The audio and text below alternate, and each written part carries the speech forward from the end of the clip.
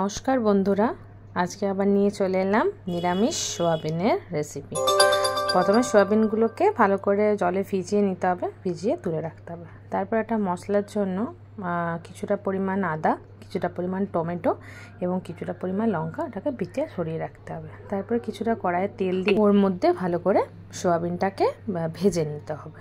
এবারে আবার একটুখানি সরষের তেল দিয়ে প্রথমে একটুখানি তেজপাতা, কিছুটা গোটা গরম মশলা, একটা শুকনো লঙ্কা আর কিছুটা পরিমাণ জিরে আর কিছুটা পরিমাণ ধনে সেটাকে একটুখানি থেতো করে নিতে হবে।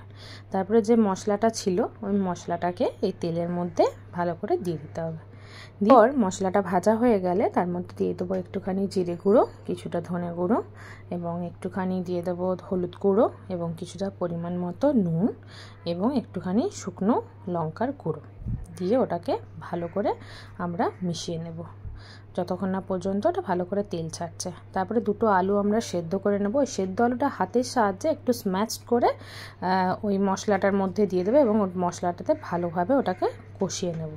যখন কষানো হয়ে যাবে তার মধ্যে যে ভেজে রাখা সোয়াবিনটা ছিল ওই সোয়াবিনটা এর মধ্যে আবার দিয়ে দেব এবং সোয়াবিনটা দেওয়ার পরও ওটাকে ভালোভাবে আমরা কষিয়ে নেব। কষানো যখন হয়ে যাবে তখন আমরা ওর মধ্যে দিয়ে দেবো কিছুটা পরিমাণ গরম জল এবং গরম জল দিয়ে ওটাকে কিছুক্ষণ ওয়েট করব যতক্ষণ পর্যন্ত ভালো ফুটে না ওঠে ওটা।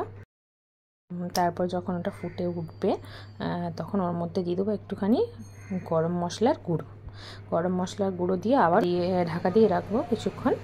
তারপরে ওটাতে তৈরি হয়ে গেল আমাদের নিরামিষ সোয়াবিনের তরকারি। সত্যি খেতে কিন্তু অসাধারণ হয়।